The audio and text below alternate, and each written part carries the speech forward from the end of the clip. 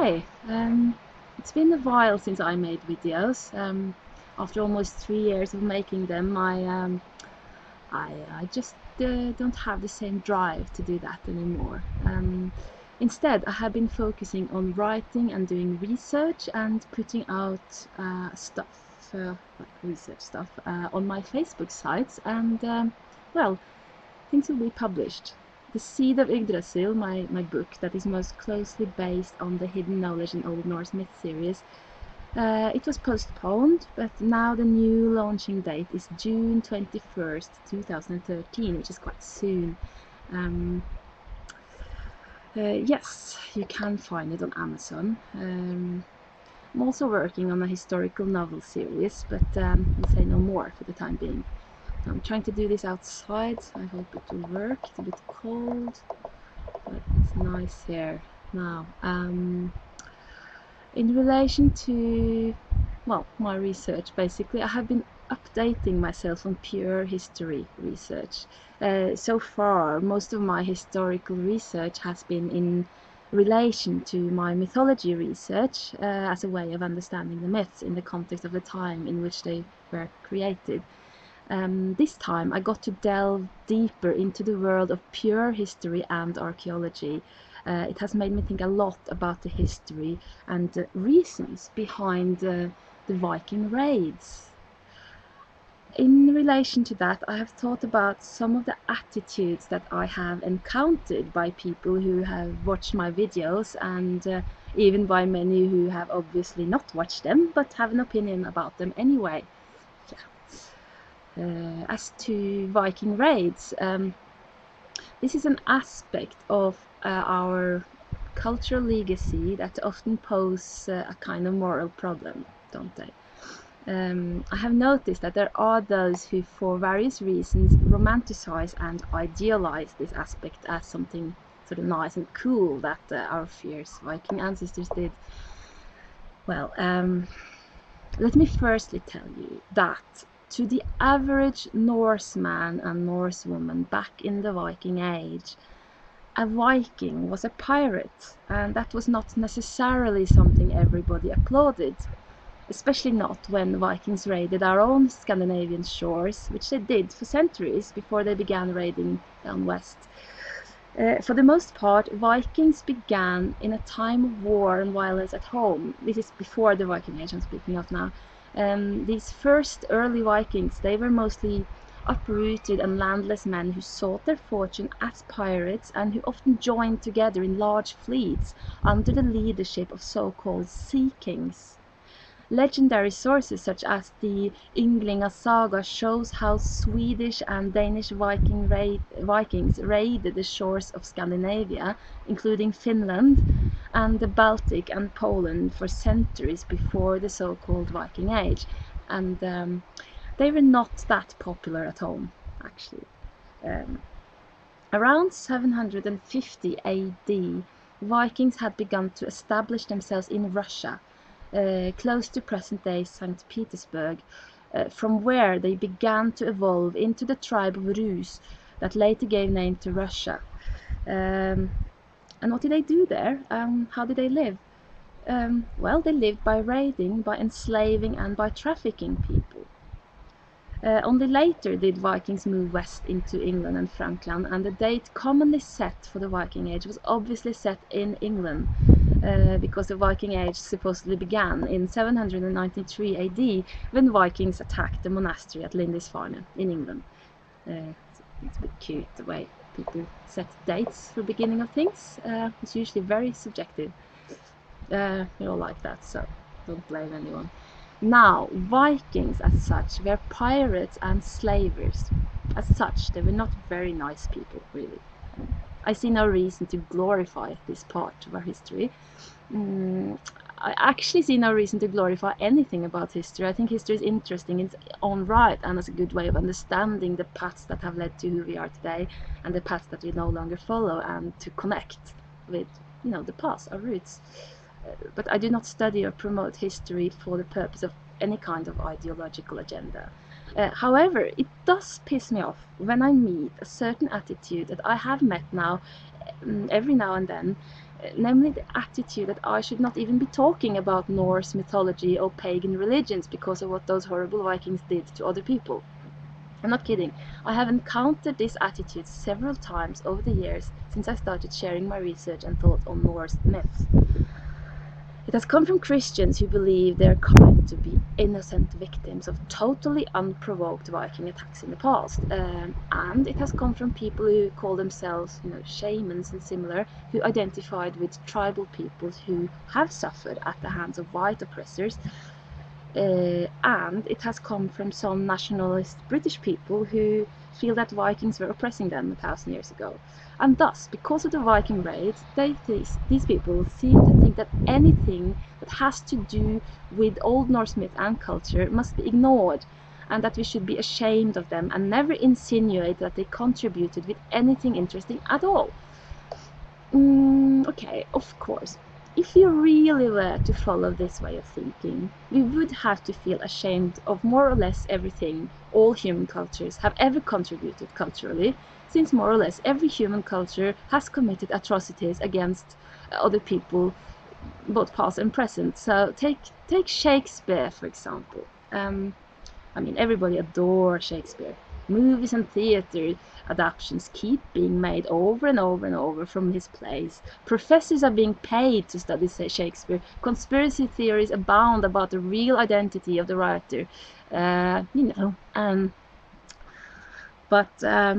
According to the logic presented earlier, you British people must now stop talking about Shakespeare and stop putting up his plays and sit back in shame, because you know what? While Shakespeare was alive, the British Crown actually sanctioned piracy, big time. You Brits went raiding the ships and shores of other people from Spain to America, and you were awful. So forget Shakespeare. He was patronized by exactly the same government that also patronized pirate expeditions. So if we are to dismiss the Poetic Edda, seeing as its poets were patronized by Viking kings, we also must dismiss Shakespeare. And we don't have to stop at Shakespeare, we can move on to almost any culture in the world, almost any time, and find something about that culture that will, by this reasoning, force us to dismiss anything those cultures ever contributed of art, of literature, of music. Forget ancient Egypt and Maya pyramids, Don't you know what those ancient Egyptians and those Mayan people did to their neighbors? They're awful. Not to say the church. You think the church and Christianity ever contributed anything nice when it comes to art or philosophy or architecture or, biblical legends? Forget it. There's hardly any institution ever that committed as many horrible crimes against humanity than the church. And when I hear these accusations coming from Christians, I wonder if they actually ever read their own holy book. Because I have read the Bible from beginning to end several times, and if there was one thing that struck me, was the fact that we can read page up and page down of stories where the chosen people, the holy people, not only raided other peoples like Vikings did, but actually went in and destroyed them. It is right there in the Bible, described in detail how the people chosen by God killed the men, and all the women, and all the children, and all the animals before they destroyed the entire village with fire and the crops. Sometimes they let the young virgins live so that they could rape them, but mostly they killed them also. And with every such story, we hear the conclusion that all this was pleasing to the Lord. Those chosen people of the Bible far outdid the Vikings when it came to cruelty and violence, and they had God on their side.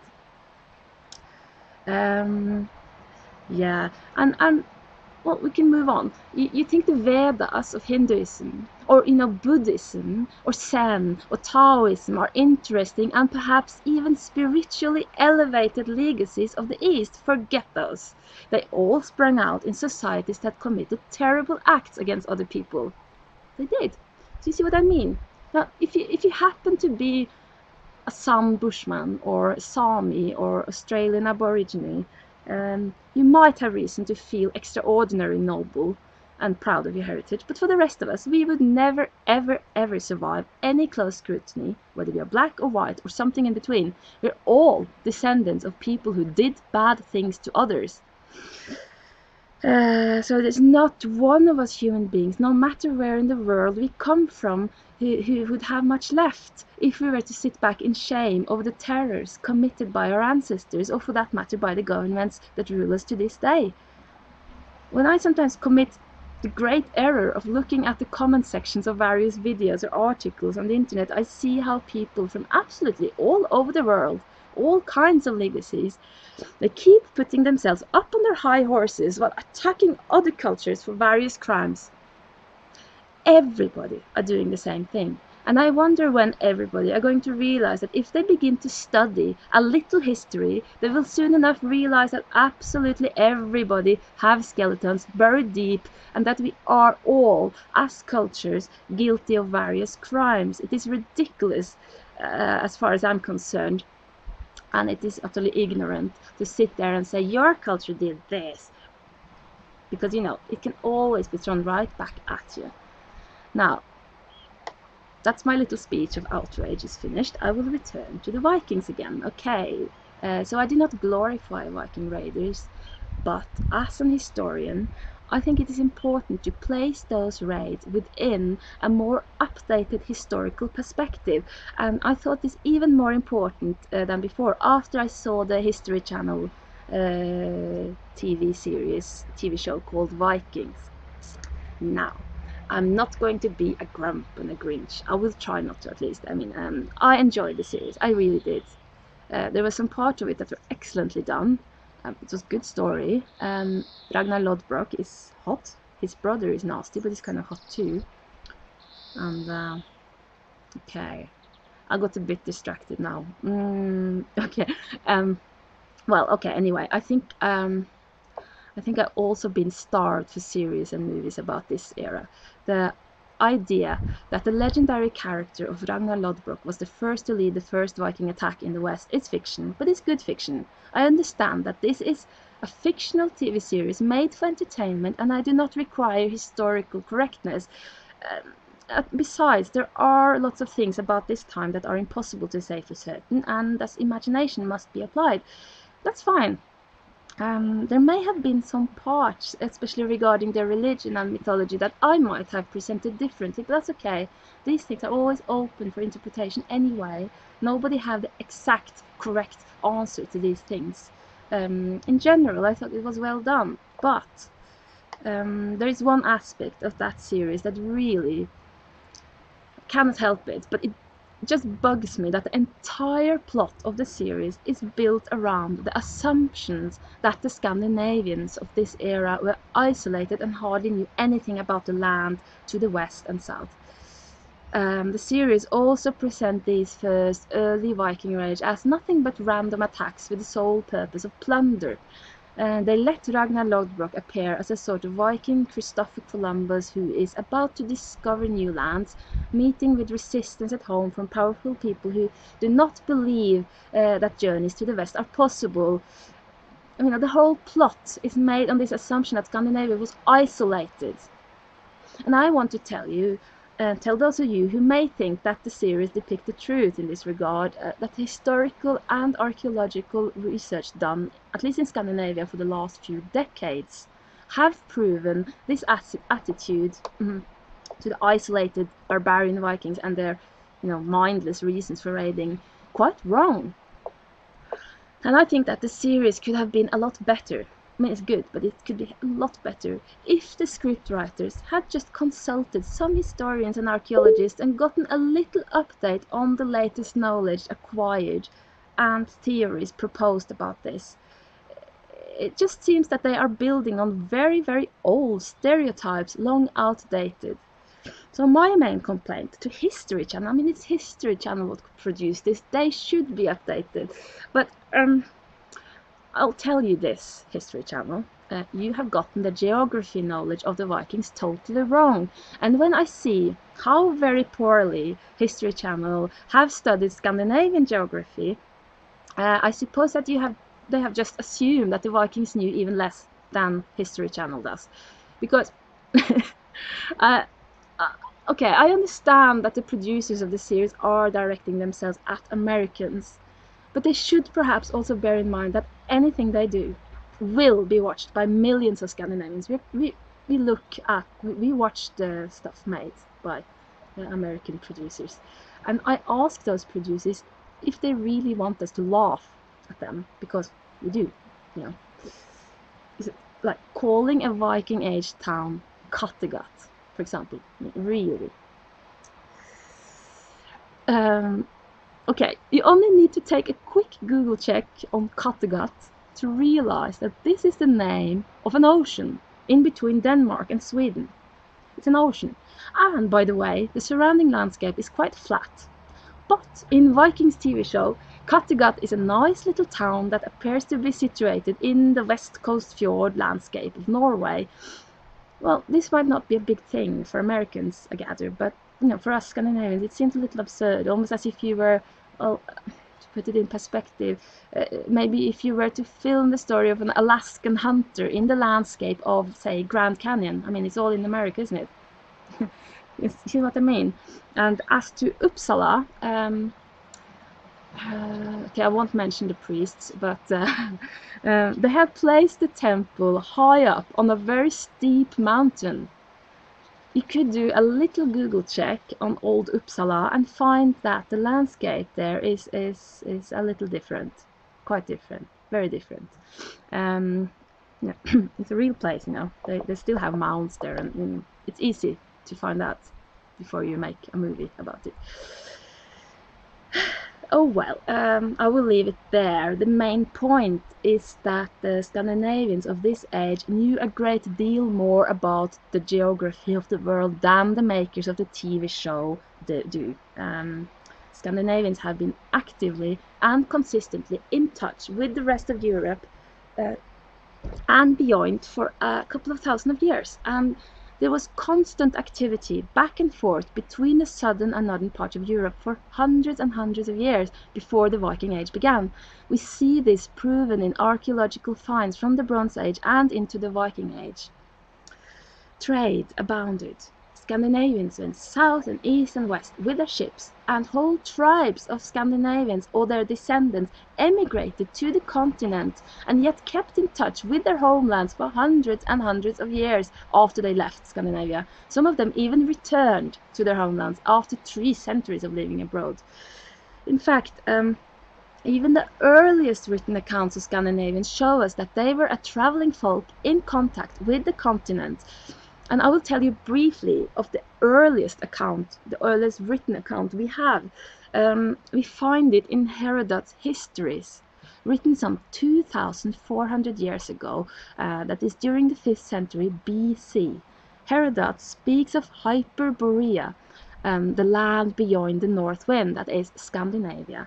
He tells us that many years before he lived, 2 young women, who were obviously priestesses, were charged with traveling by foot from Scandinavia through the entire European continent, carrying a sacred object that they had to give to the goddess Artemis at her birthplace in Delos, which is a Greek island.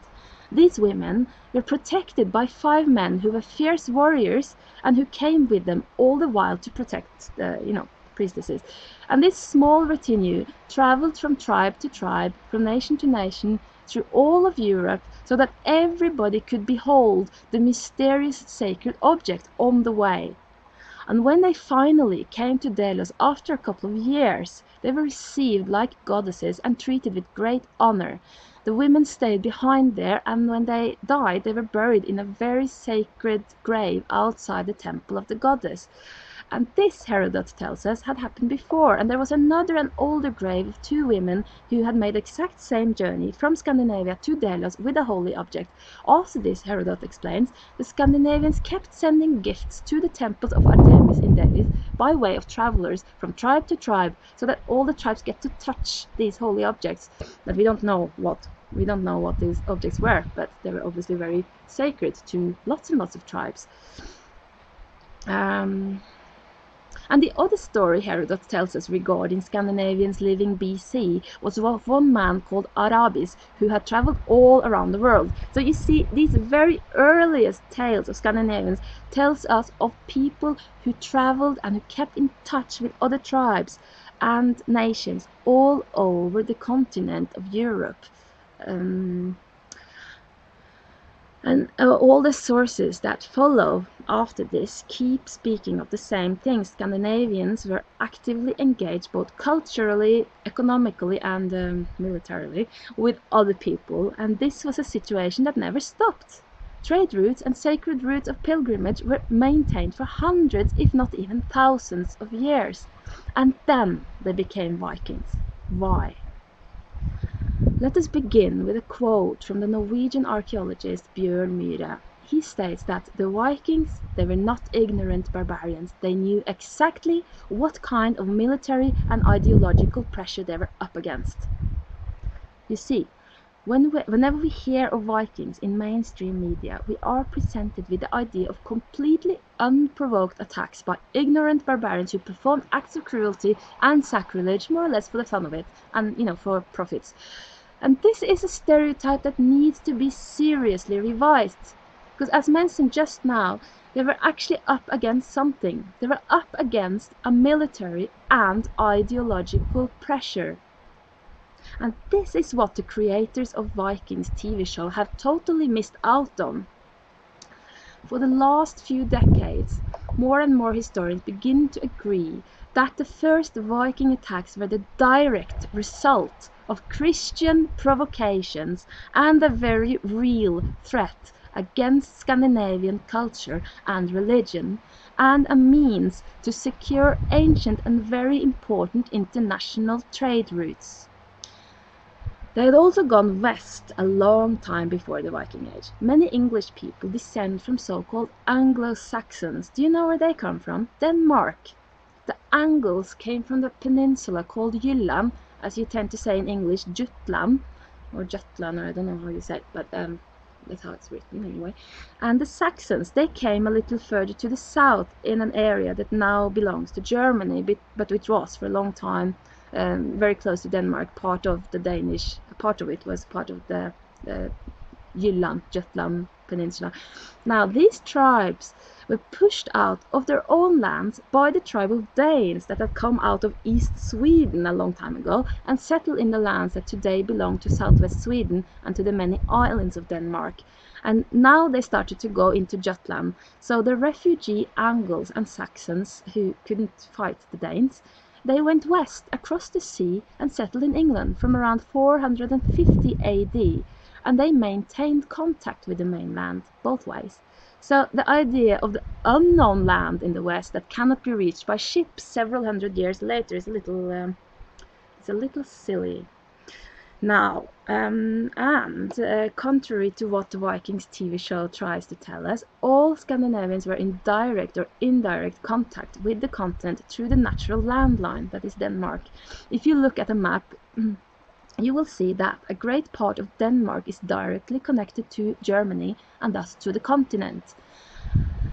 And the Viking raids are directly connected to what happened at the borders between Denmark and Germany just before the attack of Lindisfarne in the year 793 AD. Back then, south of Denmark, we had something called Saxland or Saxon. In English, you tend to call it Saxony, so I'll call it Saxony. That is the ancient homeland of the Saxons who fled from Danish intruders and went west and settled in England during the 5th century AD. Now there are still Saxons living in Saxony, and they maintained their pagan faith, which was more or less the same as those further to the north, only that Odin was called Wodan and so forth. Now further to the south of Saxony was Frankland, which include France and many parts of West Germany. The Franks had become Christians a while before that, and their kings had become very, very aggressive and very violent missionaries for the Christian faith. In the year 734 AD, they pillaged Friesland, which is more or less the same as the Netherlands, and very close to Denmark and Saxony. Yes, they went into Friesland, they pillaged, they killed the chiefs, they forced the population to convert to Christianity before they took over their land and made serfs, slaves, out of the surviving natives. Nice. The Danes lived close enough to see these events and to understand the danger of Frankland expanding so close, and they began building various military posts even that very same year. Yes, 734 AD, the Danes began to build canals and palisade defensive systems in the sea. And after a few years they began to build a fortified wall called Danevirke. Look it up, it's very interesting. It was constructed in 737 AD, at least the first parts of it, and then people continued building on it. So it was began to be built right after Friesland had become a part of Frankland, and was obviously thought to be a defense against Frankish aggression, because the wall, Danevirke, it became sort of like a Chinese wall against the south, and it stood for hundreds of years. The Danevirke was North Europe's largest defense construction in its time. Adding to that wall, the Danes began to make palisade defensive systems at all important ports, so as to discourage attacks from the sea. Obviously, they felt threatened. So what am I saying here, you think? I'm saying that the Danes, who were in close contact with the rest of Scandinavia at all times, understood that there was a dangerous threat closing in from the south, and they were making defensive systems against that threat a long time before they became the threatening ones. It means that Scandinavia was thoroughly updated about everything that went on in Christian lands a long time before the Viking raids. And then came Charlemagne, Karl the Great, as we call him over here. The Pope loved him so much that he made him Holy Roman Emperor and called him a defender of the Christian faith. He is often credited with being the founder of modern Europe, the one to bring about a cultural renaissance, a united Christian Europe. Oh, I will not even go there. You can look it up. I will only say that, like a lot of assholes before him, he has become known as great and marvelous because he won. History is written by the victorious. It's an old cliché and it's true. If he had lived today and acted the way he did, he would probably have ended up in court, charged with endless crimes against humanity. Now, this Karl the Great, Charlemagne, became the new Frankish king from 768 AD and spent his entire career expanding his realm in all directions. In the year 772, Charlemagne, with God on his side, invaded Saxony and destroyed as many pagan sacred temples and groves as he could, committed terrible acts against the priests and the priestesses who served there, and killed generally lots of people, pillaged, raped. Yes, many of these Saxons fled north to Denmark. The Saxons, however, who remained, they did not convert so easily. They were not easily frightened, and they did not accept Frankish rule. They fought for 30 years. They fought back under the leadership of King Widukind throughout most of these 30 years, but the Franks slowly gained on.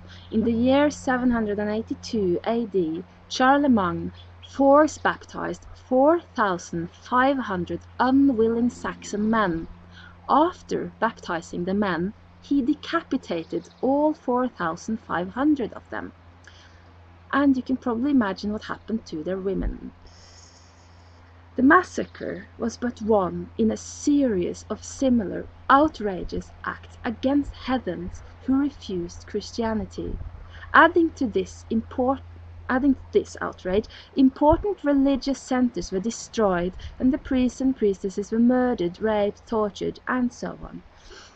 Now the Saxons found natural allies in the Danes, and many Saxon refugees went there to tell the tales of massacres, sacrileges, and rape, as well as the pillaging of their lands. King Widukind of the Saxons himself went to Denmark in 777 AD and received both moral and practical support from the Danish kings, who also made sure to strengthen the Danevirke wall. When the Danes heard the tales of Widukind and the Saxon refugees, they quickly understood that their fate could easily also become the fate of Denmark. Reports spread to Norway, since the ocean way between Denmark and important Norwegian power centers was very, very short. It was not only the massacre in Verden, it happened in Verden, where the 4,500 men were killed, and the new religion that frightened them, or perhaps angered them.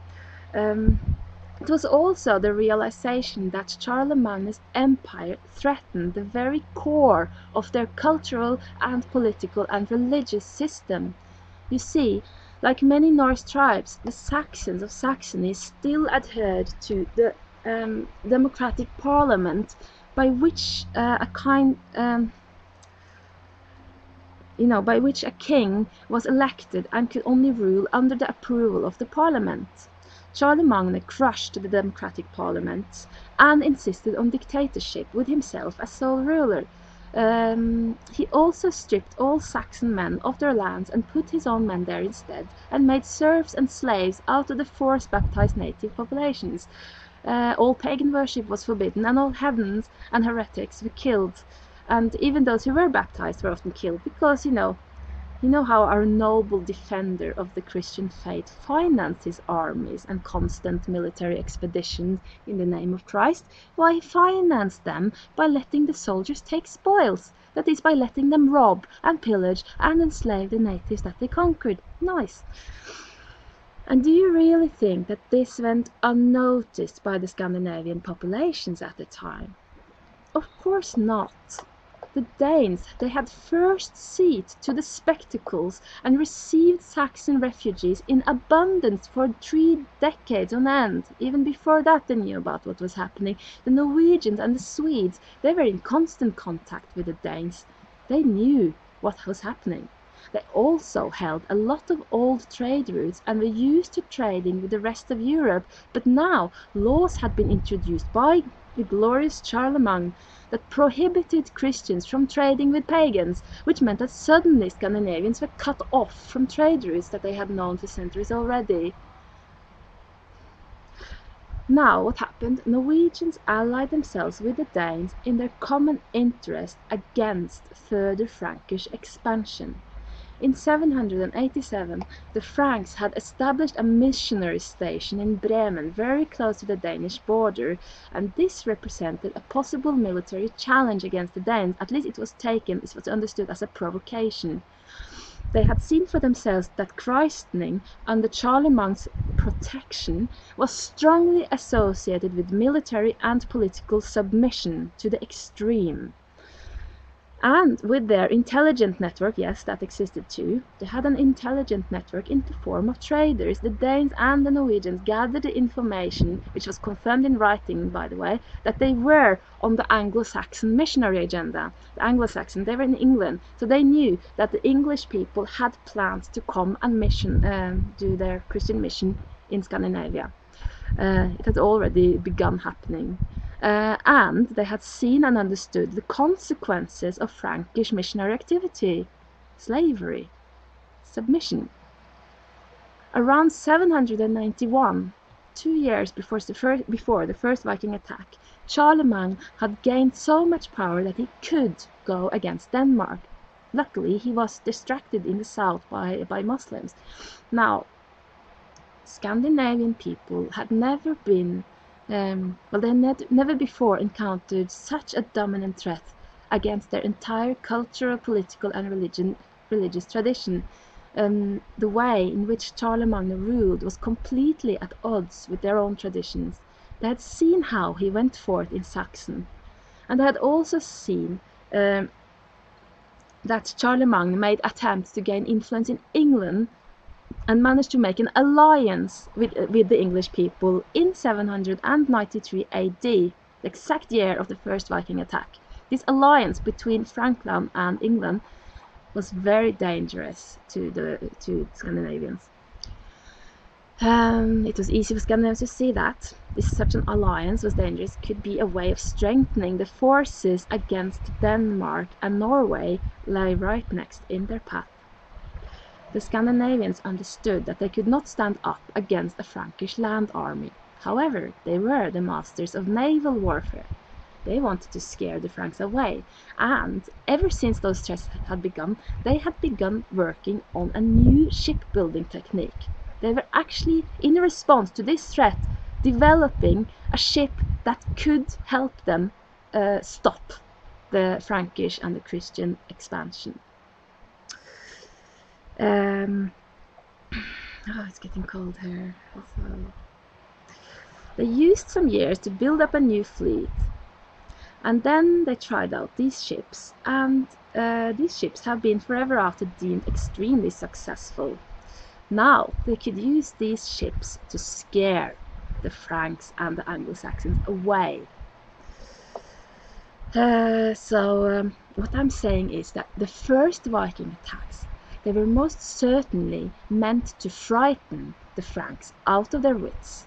They're also meant to frighten all kind of Christian ambitions. And you know, the majority of these first Viking attacks were consciously directed against Christian holy places and monasteries.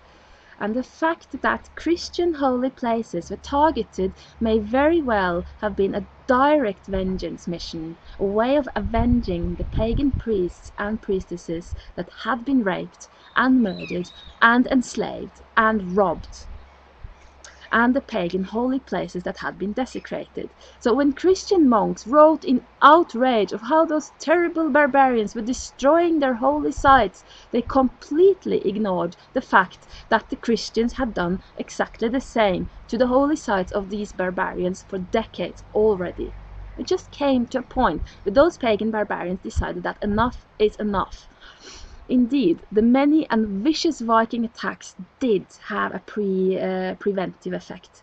They showed the Franks and the English what kind of revenge they could expect if they tried to advance further north. And to conclude, although the Viking raids proved so lucrative that they became a kind of business after a while, they began as part of an actual war, a response to an actual threat, and as a way of scaring away attackers. I do not glorify their piracy, but I would say that the Viking raids began as a totally understandable way of defending their countries against unprovoked aggressions from Christians. And so I wish that those who made the Vikings TV show had been aware of these aspects of the Viking Age. They could have made such a much better plot, just by being a little more historically accurate. But hey, it's a good start. Let us hope to see more. Let us hope that some movie producers begin to see the amazing dramas that real life history can offer. Now, thank you.